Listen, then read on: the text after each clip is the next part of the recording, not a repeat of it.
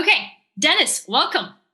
Hello. Thanks for having me on the interview, not the show, on the interview. I know Yeah. I keep calling it the profile show, but I don't know what it actually is. So we're just going to go with the profile show. Um, Awesome. awesome. So I want to start by talking about that moment in December of 2013 that kind of changed the entire trajectory of your career. You were reading this book by Nick Bilton, Hatching Twitter. Yep. And on the weekend, you had just read about the part where the board suddenly replaces Ev Williams as the CEO of Twitter. And then what Yes. happens? Yeah. You know, um, there was a moment at Foursquare where like the company was just growing and scaling so quickly, and we were in this transition to being a consumer company to being an enterprise company. And like I felt like I was doing a good job, kind of leading the company through that, but I was less confident in my ability to lead it in the future, just because like my heart and my passion is in building consumer things, and I could see that like that wasn't the future for the company. And I remember having a meeting with our board. Like they had scheduled a meeting, just kind of out of the blue, which concerned me. Considering I So, just had read the book, right? And I went to the meeting thinking I don't know what this is, like a surprise meeting at our office. And I had this like interesting kind of confrontational moment with the board about like, am I getting fired today or not? Because I had read it in the book, and that's kind of the way I imagined it. And they're like, no, we're just doing a holiday checkup. Like we're all about to go on vacation for break, and broaching that or bringing that subject up kind of led to this larger conversation about like why would you ever think you're getting fired? Like, do you not think you're doing a good job? Do you not think the company's doing well? And then it gave me kind of a forum or a space to kind of project my own insecurities about like, am I the right person to lead this company in the future? Which is, a good moment of like honesty and clarity and transparency that I had with the board, which I think was necessary to set the company up for success in the future. so how long had you been working on Foursquare until this moment? Gosh, I mean, what year is it? You tell me. I can't It remember. was 2013. So 2013. We started the company in 2009, right? So 9, 10, 11, 12, 13, 5 going on 6 years. So, Um, oh, yeah, go ahead. no. And I think, let's see. So that moment with the board kind of led to okay, well, if the company's going this direction, if you think that the company needs a different type of leader, and my position at the time was like, listen, if we're going to be an enterprise data company, the company deserves a CEO that wakes up and thinks about enterprise data every single day. Like they're eating their breakfast thinking about enterprise data. I love enterprise data. And I was like, that's not me, right? Well, we can find someone like that. And it started this kind of 2-year journey of, okay, what are the 50 or 100 different things we have to do in order to set the company up for success? One of which was, getting new leaders throughout the company, right? Not just on the executive team, but in the management team as well. And then trying to find someone that could serve as a CEO successor to myself. Now that was a So big project. this moment of clarity that happened after you read the book, how long had you been thinking, going back and forth in your mind, like maybe I'm not the right person to lead this company in the future if we're going to move from consumer to enterprise? Oh, there's a difference between like not thinking you're the right CEO at the moment and then not thinking that you're the right CEO in the future. And so like I felt good about my ability to lead the company, like set the vision, get people inspired, get good talented people to join the company. Like we're really good at that. I felt like I was really good at that job. It's just I could see where we were going. And I was like, you really need a different type of person. So, I mean, it was really just the early stages of that. But I think one thing that this is interesting, like one thing I think I assumed was that the board had projected that on me, like, that they had assumed like, well, if the company's going in this direction, maybe Dennis isn't the right person. But they were, they were like, listen, founder-led companies, founder CEOs are usually the best CEOs. So like, this is a heavy decision. So don't take it lightly. Um, and but having that conversation openly with the board allowed the three of us. It was me and Ben Horowitz and Albert Wagner from USV. It was the three of us having the discussion. Allowed us to kind of openly talk about like, well, what would that look like, and who would that person look like, and what would my role look like, and that was it's just helpful to have. And sometimes it's hard to have those. It's hard to have hard conversations, and sometimes you need a moment like that forces the hard conversation to happen. Totally. So you started putting together a transitional plan in January of 2014, but didn't officially step down until 2016. So Yes. what was going on in terms of how you guys decided who would replace you for those 2 years? Well, there was this was kind of the turning of the oil tanker from we have a majority of the company focused on consumer apps to we have an increasing number of people focused on developer tools, enterprise tools, advertising tools, analytics, the enterprise side of the company. And so it was just like it was a slight DNA change for the company, which required just different types of hires in the product team and the sales team and data science, different types of leaders for those teams, different type of executives in the management team. And then ultimately, needing a dish, just some fresh blood in terms of like who is going to be my right-hand person, like who is my COO type of operator person. And that led us down, I was introduced to Jeff Glick, who ended up becoming, our COO, who eventually ended up becoming our CEO and was the CEO of Foursquare for a number of years. So in the time between when you had the meeting to officially stepping down, which was 2 years, did you ever have a moment where you were like, just kidding, guys, like I changed my mind, I can be the operator, I'm fine? No, I didn't have the just kidding guys moment, but I certainly had a lot of sleepless nights over, am I doing the right thing? Is this the right thing for the company? Is it the right thing for me? I mean, my brother worked at Foursquare at the time. And I sat down and I kind of, one of the first people I told was my brother. He didn't report to me, but like we worked closely together, and he was angry at me. He didn't think it was the right move. And I was like, I think it is. And here's why. And that was a hard conversation to have with him, right? Because like not just as like trusted employee, trusted coworker, but as like someone that knows me better than anyone else. Like that was a really stressful time in my in my life, and looking back at it, like I don't have regrets about that. Like I've been at Foursquare. I'm still at Foursquare. I'm at Foursquare HQ right now. There's nobody here. But it enabled the company to do things it wouldn't have been able to do otherwise. Like I still believe that. And it has enabled me to do things that I don't think I would have done otherwise, which is, continue to focus on R&D and technological developments that can be done within the Foursquare ecosystem. And I think both of those have been net positives for the company. I just think it's so interesting because you read that book and you had that reaction. If I read that book, I would have a different reaction because I'm not actively thinking about like the things that you were thinking about when you reached that section. Yeah. So the last time we spoke, you told me I was self-aware enough to know that I'm good at a lot of things, but this was not one of them. This being, the type of CEO that Foursquare needed at the time. So just how important is self-awareness for a founder or a CEO, and how often should they be evaluating their current state of satisfaction and affairs? Yeah, that's a great question. I think it's like it's a constant thing in terms of like when I always think of like the company meetings as kind of like that was one of my primary tools to communicate things to the company and to communicate the vision and to kind of get a read on, okay, are we doing well or not? Like, I feel like I was always able to do a good job at like reading the audience, the 200 people in the room.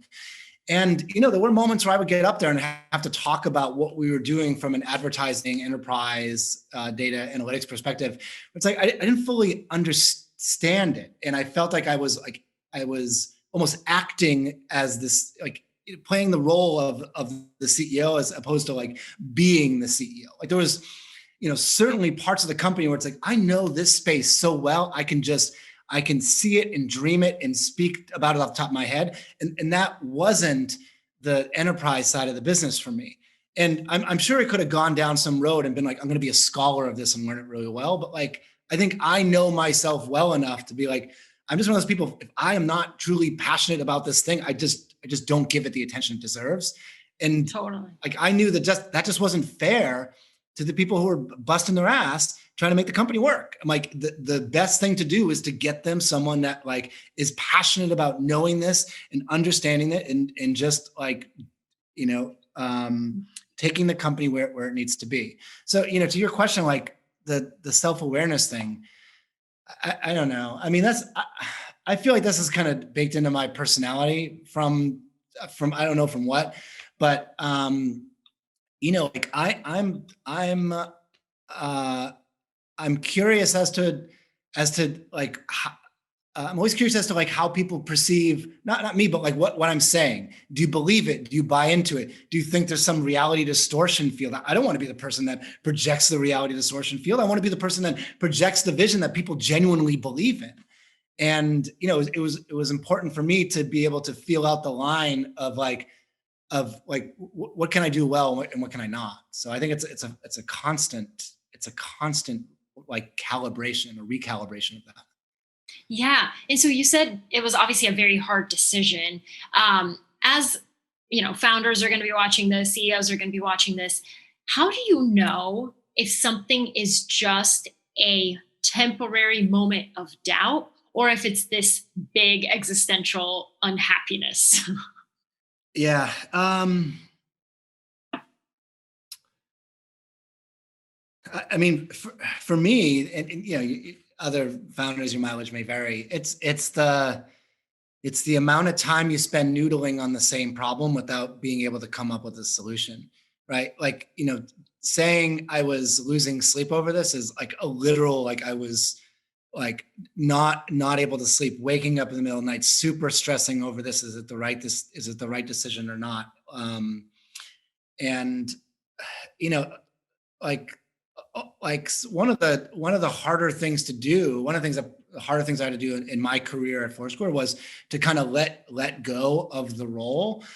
And in hindsight, I can look at it and say that was the right decision. But I mean, I can tell you up to the moment that I had to go to work that day and up to the moment, I'm thinking about it now, like physically feeling sick in the conference room as I'm rehearsing my notes 20 minutes before I have to get on stage and communicate this. Like I had doubts, but it was the day after when the first time I walked to work, not as CEO, but as executive chairman, that I had this moment of just like levity and release where I was like, I did it. I don't carry this weight on the back of my shoulders. I'm still involved. I can still be helpful. I just don't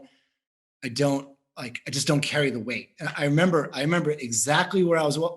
I was in the corner of Bleecker Street and Bowery, about like a 500 steps from the office, where I had the emotional release where I was like kind of laughing and like a little bit tearing up. This is like 24 hours after I communicated that to the company, where I was like, okay, that was the right thing to do. And sometimes you just don't know until the next day. And sometimes you don't know until 4 years later. Right. And yeah, the way it is, it's hard. There's no easy answers. That sense of relief. So there's plenty of examples of a founder being the same person who leads the company through each growth stage. Do you think it's naive to think that most founders can do that really well, be the CEO and lead the company from seed to growth to as it becomes these, from tiny to massive? No. I don't think it's naive at all. I think that's probably the best. That's the best, most elegant, most successful course, right? Like I think, like Foursquare has been kind of a really windy journey, and like we started the company to build consumer experiences, to build things that would change the way that people experience the real world. That's in the DNA of the company. And, it took us a long time to figure that stuff out. And in the meantime, we found other other more efficient ways of generating revenue through, advertising tools and analytics tools and developer tools. If you look at the long 12-year arc of Foursquare, we're now entering a phase where it's like we're about to go all in on a lot of our developer tool ecosystem. It's just like it's a great business. It's super strong. The tools are fantastic, and I like if we had not taken the sideways path and had to figure out like the advertising and analytics side of it, like, and when we went and the developer tools stuff was the business that really was taking off in 2012, 2013, maybe it would have been a different story, right? But we had to, we followed the path that led the company through product areas and markets where I was like, I'm just not the right person for this, right? And in doing so, right, like the company evolves in all these different ways by having different leadership with different visions. I think I do believe that the company has benefited by me sticking around. Like there's one thing, like a classic thing is like once you give up the CEO role, you become executive chairman for like 3 months, and then you peace out and you go do something else. And my something else was to do Foursquare Labs, right? Like there's a lot of stuff we could still be building, a lot of consumer things, a lot of like just interesting tools that should exist in the world. If no one's gonna, like, who else is gonna make them if not for us? And so that's what I spent the last couple of years doing. And like I think that's good for to continue setting that vision for the rest of the employees. I think that's good for like the Foursquare brand. Like, hey, we continue to make these weird, quirky things that show off what you can do with the tools and technology. And I think it helps to align us with with the overall North Star of the company. Like build tools and technologies that that enable either ourselves or other developers to build these magical type of location or contextual aware experiences. And so even though we've had different leadership in the CEO role, like to navigate the ins and outs of, days or quarters or years, I think that, being able to stay active in the company has kept us focused on kind of the longer term, longer and more meaningful, like bigger vision for the company. Very cool. So what advice do you have for founders who are kind of feeling like you were feeling in 2013? Like what questions should they be asking themselves that will help them come to a decision? I think it's like, are you the right person for the job is an easy one. And, you can ask that in your head all day long. And I think one of the transformative moments for me was being able to ask that question out loud to not to the board of directors. Like it's important to note, it didn't come up at a board meeting. It came up at like an ad hoc friendly meeting where 2 investors just had to be in town. I could very easily have just been at a coffee shop, right? Just happened to be at an office at Foursquare. And that was a chance I had to ask that question aloud. So it's like, are you the right person for the job? Right? That's easy. That's standard. I think that the other one is like, is this what you personally, me, Dennis, the person, want to be doing? Right? Is this core to like what I feel I'm good at, what I'm best at, and is it the thing that energizes me? This is a good point, right? I think one of the best pieces of advice I've ever been given was, I'm paraphrasing here. It's like, there's 2 types of relationships. There's ones that energize you and there's ones that drain energy from you. And for a long time, Foursquare energized me because I was doing the things that I loved. And we went through a period where Foursquare was draining energy from me because it's like, I'm not working on the things that I love. Like I'm working on driving the company forward. And those specific things are not things I'm deeply passionate about.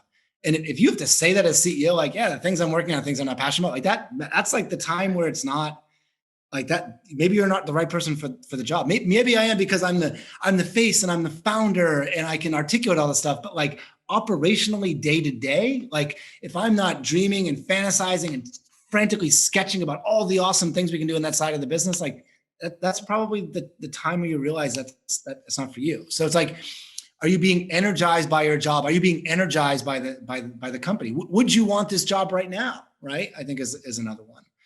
That's really good. Is there something else you'd rather be doing? And if so, how do you do that? I think I was fortunate where it's like the thing I'd rather be doing, not being CEO, is the job I took for the last 4 years. Like run the R&D team, just make some weird stuff, and try to show people what the future of location contextual aware computing looks like through the lens of things that we make at Foursquare. Yeah, that's awesome.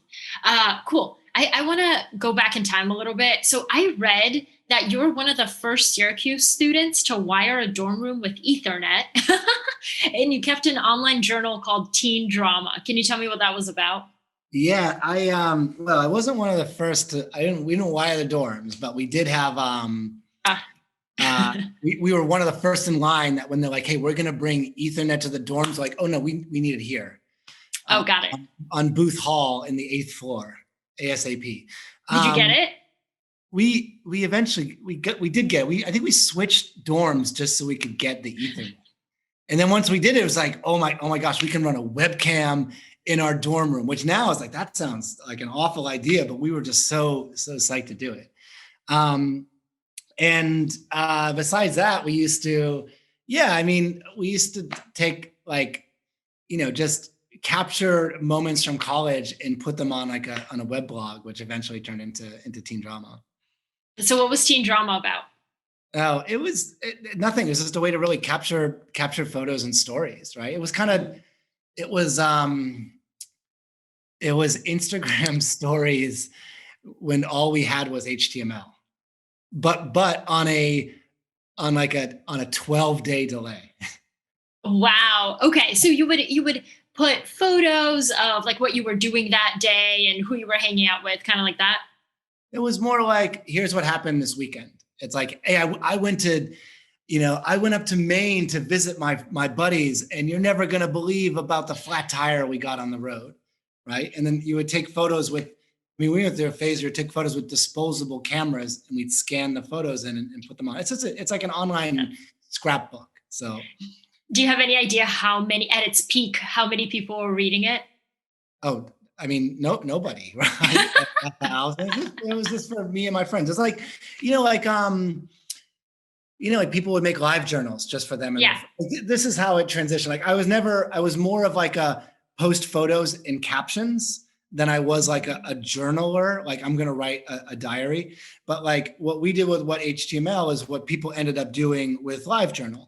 And, so you're on like two separate paths there. And then when it became too much work to do HTML, we like Flickr became like, I'm going to just post my photos here and write the story in Flickr, and then people can look at the pictures. And then when that became too much work, it turned into like basically like Instagram took over. It's like I'll post a photo a week or Instagram stories or something. So it's just storytelling. So, okay, that's really cool. So you've always kind of had a passion for storytelling and HTML. What did you do after you graduated college? When I finished Syracuse, I moved down to New York, and I was a research associate at this company called Jupiter Communications, which was like one of the first like internet research firms. And so when I was a student, like I would read the Wall Street Journal, and I'd read these articles about like, hey, J. Crew is going to sell things online. And as you're reading the article, like, oh my gosh, they're going to sell clothes on the internet. It's crazy. And then there'd be a quote in there from a smart analyst at Jupiter Research. It's like, well, I think that the commerce industry is going to be X $100 million this year.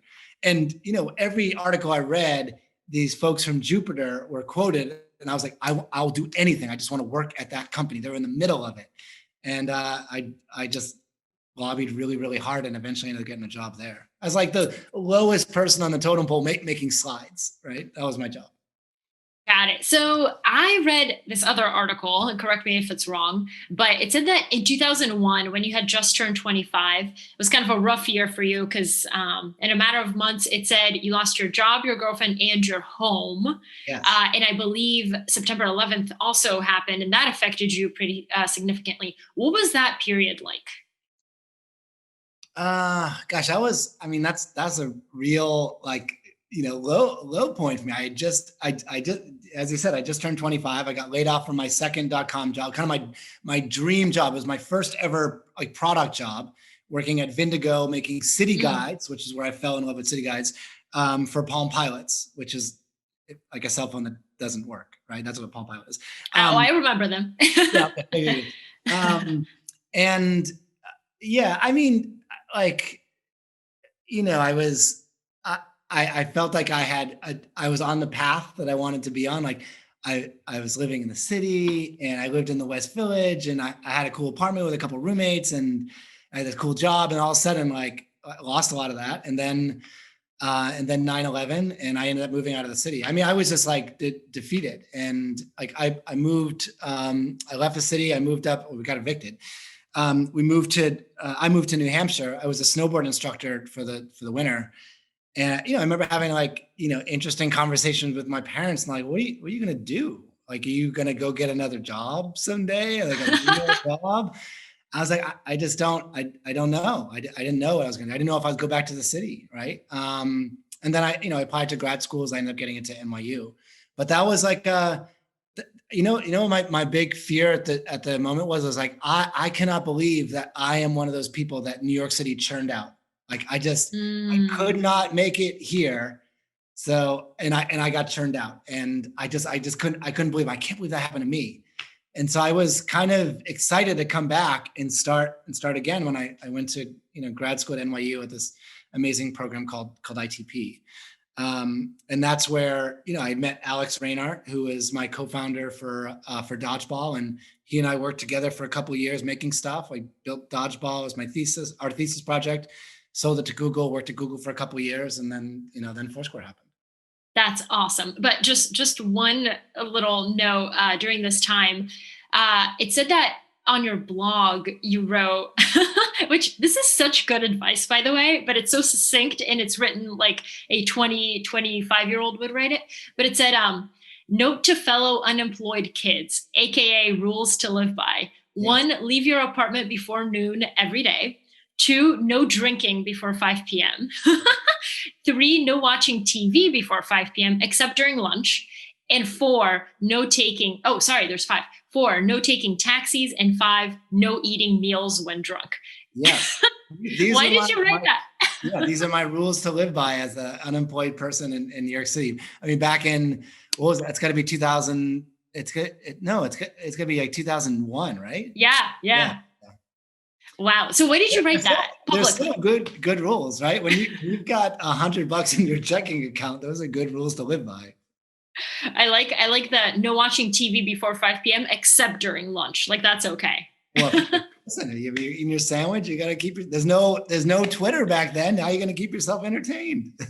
That's really cool. Okay, so tell me. Okay, so you went to NYU. How did you get back on your feet and come up with the idea for Dodgeball, which I believe is the predecessor to Foursquare? Yeah, well, I mean, Dodgeball. That same summer, I wrote those rules for unemployment. This is Hmm. when I lived on Carmine. I was in Carmine Street in the West Villages. I was still working. I just got laid off from Vindigo, and I had that summer. What happened is that summer. This is like the .com days meltdown, where everyone lost their jobs. It was like the first time that I had more friends that were unemployed that were employed. And that's when I started hacking together a piece of software for like flip phones, where you would check into places. And the idea was like, now that none of us have jobs, we're still in the city. People got severance from their unemployment, and they were just doing nothing. You say where you are, and people will come meet you. Oh, I'm at Central Park. Oh, I'm watching the Red Sox game at this bar. That's what it was built for. And there was 15 people that used it, all of my old friends from Jupiter. And that was just our thing. When I went to New Hampshire as a snowboard instructor, like just turned the code off. No one was using it. There's no reason to use it in New Hampshire. And then when I came back and I There's was nothing to do in New Hampshire, well, nowhere to go. I had a, my 9 to 4 job as an instructor and my 6 friends up there, and there was like 3 places to go to. It was pretty easy. But when I came, Alex and I at NYU, we worked on a couple projects together that first year. And I think it was, going into our second semester, we sat down in our second year and it was like, what do you want to work on? I was like, what do you say we dust off this old Dodgeball code from before I was a student? And let's, like, Friendster is here. People know how to use Friendster. Let's just like pitch it as like Friendster for your phones. And we just got to work. And that's what we worked on. And it was a project, we did an independent study together under Clay Shirky. And then we rolled it over to become our thesis project that we worked on together. And, by the time we had finished grad school, by the time graduation happened at ITP, Alex was looking for jobs. I was looking for jobs. Like, he worked at Razorfish before I was like an intern at MTV. I was like, maybe we'll just go back and get those same jobs. And then we had this epiphany of like Wired wrote something about us, and the New York Times wrote something about Dodgeball, and Newsweek wrote something. It's like, maybe this is supposed to be our job.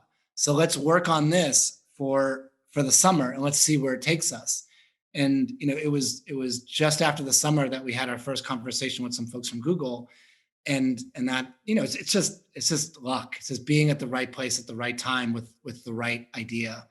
And that led us down that path, which led us to where we are today. So Google bought Dodgeball. And then how did you come up with the idea for Foursquare? Yeah. So the idea of Dodgeball was like, just make the thing that you want. I need a way to meet up with my unemployed friends. That was Dodgeball. When we left Google, Alex and I went our separate ways. And it wasn't until, I worked at a different company after that called Area Code. And then it wasn't until maybe like a year, at least a year, maybe a little bit longer than the year after we left Google, that Google announced that they were going to shut down some not very well used, not very popular services. Google Notebook, one was called Jaiku, which was like another social network that was in Finland or something, I think, and Dodgeball. And I was at my buddy's birthday party at the time, and the news spread like wildfire through the birthday party, like Google's going to turn Dodgeball off. And I was working with my buddy Naveen at the time on just we had shared an office space, and we kind of had this idea of like, if Google's going to turn it off, we'll make another one. That means they don't want it. We'll make another one. But we knew, like, the thing with Foursquare is that we knew what we had to do. At Dodgeball, I felt like we were feeling our way around in the dark, and with Foursquare, it was like, this is a good service. There's gold in the check-in data. Like, if you know that people are checking into places, you can make a recommendation service off that. You can tell which places are popular. You can say, if you've gone here, you should also go here. Yes. Right. After you go here, you should go here. Like, we knew that. We had that insight at Google. And so as soon as like we kind of had like permission to do it again, because Google had turned it off, that's when we're like, all right, let's just get to work. And we just built it. Now, one of the things that we knew at the time was like, Dodgeball was kind of a little, it was, it's kind of had its hands tied in the sense that like, you'd only use it if you had 50 friends that you needed to meet up with for drinks every single night. And I was like, that's just not what people do. Normal people don't live that. And so, we kind of had this idea to turn it into a game. Like, it's a game. It was 3 games. It was a 1-player game about going to all the places and collecting all the badges. It was a 2-player game you would play against your friends, which was, hey, I got more points than you on the leaderboard. And then it was a 2-player game that you play against strangers, which was, hey, I go to this coffee shop every day too. I'm the mayor. I don't know who you are, but I'm the mayor now. And so that was rather deliberate. Like, one of these 3 games will work. I don't know which one. Let's put all 3 of them in there and see. And it turns out that there was like a really good, like dynamic against all 3 of them. Plus, check in to find your friends. Plus, hey, we'll tell you all the great places in the city. Like, that's so cool. We threw every good idea that we had into this app. And it turns out that all of them, hoping to find something that would work, and it turns out that all of them together kind of worked pretty well. Yeah, I remember when it launched. I was in college, and I mean, people were obsessed with it. um, so it took you guys actually quite some time to raise your first round of capital for Foursquare. I saw in an interview you said the trajectory of Foursquare looked like a nice hockey stick curve. If you zoom in a little bit, it is super, super rocky. So, what were some of those early challenges that you guys faced? Face building the company. Hmm.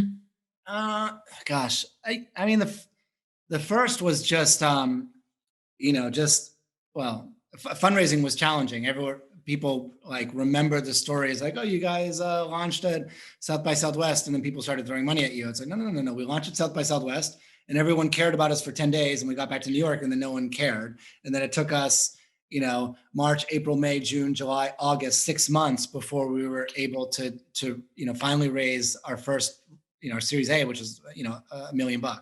That was really hard. It was 32 people saying, no, I'm not interested. No, I'm not interested. This is after South by Southwest. And it's like, you kind of have to go on your own, like, gut and passion. Like, I think there's something really, really interesting here. So I'm going to keep working on it, even though 30 super smart VCs have said there's nothing here.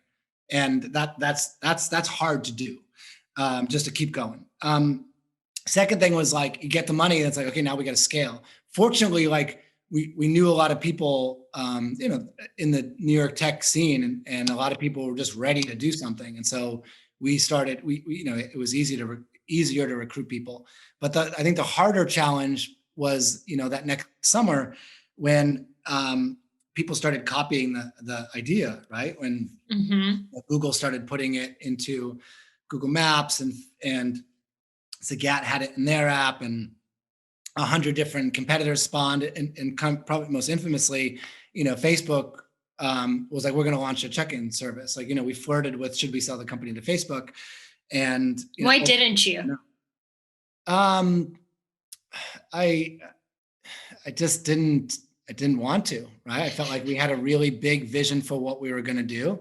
I felt like the Dodgeball vision and the Dodgeball story ended too soon, and we had a real shot at making something like big and meaningful. And I had a hard time getting a good read from folks we were chatting with on Facebook about, like, did they really love what we were doing, or did they just want it because it was growing? And that was really challenging. It was a really hard decision to make. But I mean, we knew we had a vision for what we wanted to do, and 12 years later, we're still chipping away at that. That's so cool. So you helped kind of with Foursquare usher in this whole new era of sharing on the internet. Does it ever surprise you? Because I think people were pretty resistant at first. Does it ever surprise you how today people are so much more willing to share sensitive information on the internet, personal information on the internet? Is it ever like, whoa? I don't think it surprises me because, going back to what we we're talking about in college, like I used to use the internet as a storytelling tool, right? Here's a picture of what I did this weekend, and here's a story underneath it. And back then, people were like, "Why would you put these online for anyone to see?" I'm like, "Why wouldn't you?" Like, I remember having a conversation with my mom about Flickr. The first time I introduced her to Flickr, I'm like, "Now, when you take a picture of that cupcake, you put it on the internet for everyone to see it." And she's like, "But why? Why would I?" I'm like, "Why wouldn't you?" And it was just a different point of view. So, like when we started Foursquare, like the first 2 years, people like, if you check into places, that sends a signal to the robbers that you're not home, and they will rob your house. I remember these concerns. Yes. Yeah, I don't think it's really going to happen. But that's what people were concerned about. And now there's similar concerns. Like if you put pictures of your kids on the internet, then people will find your kids, or will haunt them in the future, and that's something sure to think about. But in general, I think I don't know. In general, I think a lot of good things come from sharing things on the internet, and I think what we're seeing, given this moment in time with what's going on in Washington this week, there's a lot of bad things that come from sharing stuff. It depends what you're sharing, obviously. That was a very non-eloquent answer. No, that was perfect. And actually, I want to talk a little bit about that. So in 2019, I saw that you said that the tide was starting to turn against widespread unethical data collection. And I think we're about to kind of confront some really interesting ethical questions around contact tracing, online surveillance, public health data, how we share that. How do you think about the balance between solving issues in society that needs to be solved while also balancing protecting the individual's right to privacy? Yeah, I mean, there's a couple different things here, right? I'll use basic examples. Like there's apps like Foursquare, or the stuff that Foursquare builds or helps people build, where it's like the intent is to change the way that you experience the real world. And you need some kind of situational awareness, like understanding where your phone is. And we want to keep background location on so that we can do those things, right? Like my belief, my personal belief, as Johnny Foursquare, as well as like a user and entrepreneur, is like, if you're going to ask people for any type of data, location data specifically, you got to give them an equally valuable service in return, right? And I think you do that, right? Then you get this whole other like category of services where it's like, hey, I made a poker game that wants to know where you are every minute of the day. Like that's shifty. Oh, I make a flashlight app that wants to know where you are every hour. That like, there's no place in the world for stuff like that. That's taking advantage of people. And I'm glad to see that things are, we're cracking down on those types of things. And then there's the government side of it, right? So like, what role does the government have or Apple or Google have in helping to create contact tracing systems, right? And I think we're still feeling our way through that, right? Like if you look at some parts of the world, I think like Korea is an example of this, where the government can mandate that, like, hey, if you're going to be moving around the country, we're going to understand where your phone goes, and then we are going to step in and make the contact tracing app, and we're going to come after you if you violate any of the rules. Like that's one way to do it. And then what you've seen in the US, even stuff like this summer, was like, hey, Google and Apple speaking up saying, we have made a custom Bluetooth API for contact tracing, but if you want to use it, you cannot use any type of other location tracking with it. You cannot use any GPS based tools, which I thought was rather heavy-handed. And to be honest, I haven't really seen a contact tracing solution in the US that has been successful or meaningful. I haven't been paying as much attention to the space over the last couple of months, but that's certainly my perspective. Is that an area that Foursquare could help with? We spent a lot of time this summer talking to independent developers. It was a big race to make the contact tracing solutions.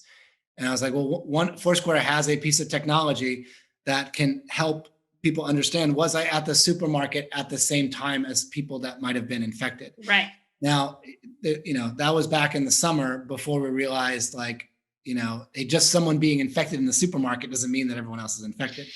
And so, the understanding of the virus changes and transmission rates, as well as, the technology.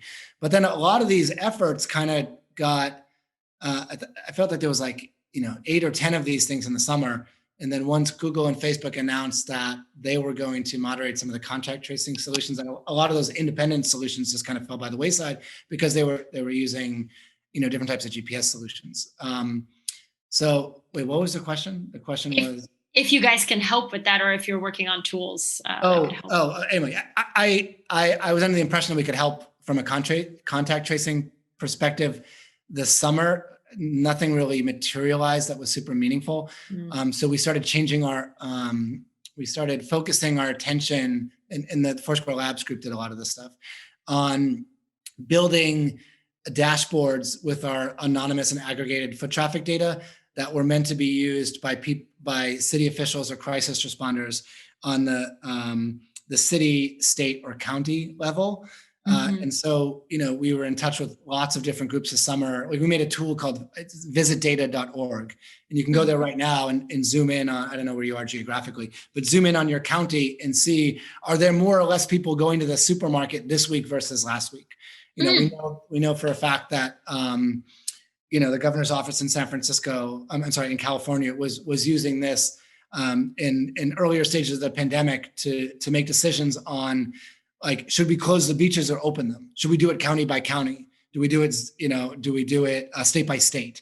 And so we were playing a role in providing data that was helping people make those decisions. Now it's important to note, like, we weren't saying, hey, Dennis is at this place, like, go there and grab him. It was more like in aggregate, I even know you put a shelter in place order in, people are still going to the playgrounds. In fact, they're going to the playgrounds more than they were going to the playgrounds before. And so that's a piece of information that someone might want to, to better or more effectively communicate what the shelter in place restrictions are. That's really interesting. We still provide those services. We provide them through Visit Data, through some independent tools that we've built, and they're still actively being used. Very cool. I bet you never thought that the Foursquare you built back in 2008, 2009 would be used, to help with something like this. So not at all. You can't, it's so difficult to imagine the use cases, but at the end of the day, you think about the original visions, like build software and technology that changes the way that people use public space. And like, this is a weird, bizarro use case of it, but like we're on vision, we're on mission, helping to do those things. And, I feel like, going back to the conversation about, like, should I have stayed here these years to do these things? Like, I feel like, hey, the labs team was able to really, our labs R&D team really help push this forward in ways that I personally believe were very meaningful.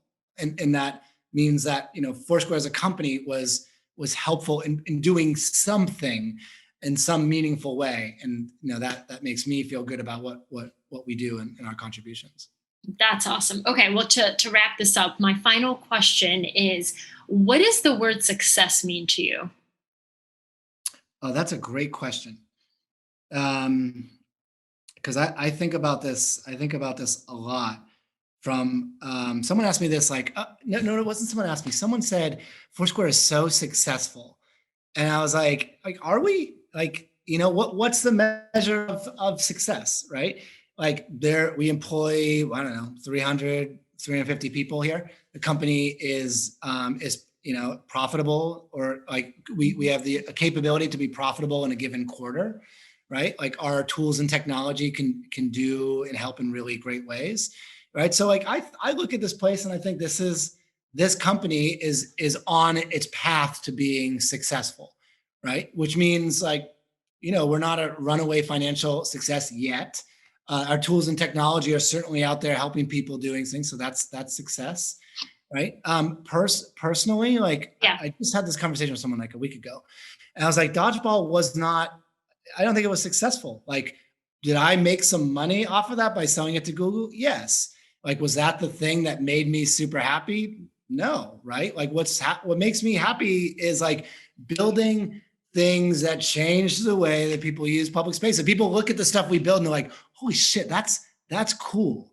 I want to do something like that. I'm inspired by something that Foursquare did that makes me want to push it further. Like, that's success for me. And so, like, Dodgeball is like, maybe, right? I kind of chalked it up as a loss, right? I look at Foursquare as like, we're kind of like even right now. We haven't made it through the woods yet, but we've done a lot of good stuff. It's been really challenging and taxing on a lot of people too. So it's kind of there. But like, I personally look at it as, are we doing something that contributes to something like bigger than us, bigger than this company in some kind of meaningful way?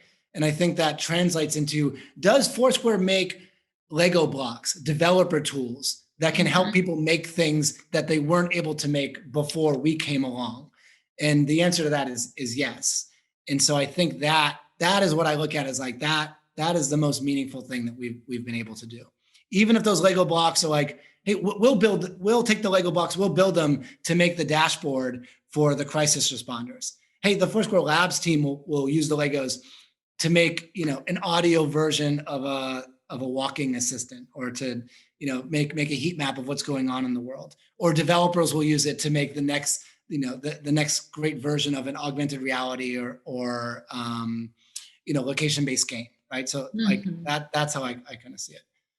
I love that. And the reason I really like your story is because to everybody else, being the CEO of the company that you founded probably equaled success, but to you, it wasn't success at all. It didn't feel like success at all. And what did feel like success was what you did afterwards, which is what you wanted to work on. So I really like that. Cool. Yeah. Well, thank you. Yeah, go ahead. No, I was gonna say, like, the things that like, this is like a good lesson for CEOs, for anyone really, like, whatever. It's just like, find the thing that you want to work on, and find the thing that like brings you joy, that energizes you, and then keep working on that thing until you feel successful at it. Like, I feel moments of success from what we've done here, but I don't feel like it's, success, sit back and kick your feet up success, right? There's a lot of work to do. There's a lot more things to build. And, in many ways, I feel like, this place, Foursquare, is just getting started. That's awesome. Thank you so much, Dennis. I really enjoyed this. Yeah, this is super fun. Thanks for having me on your show. Of course.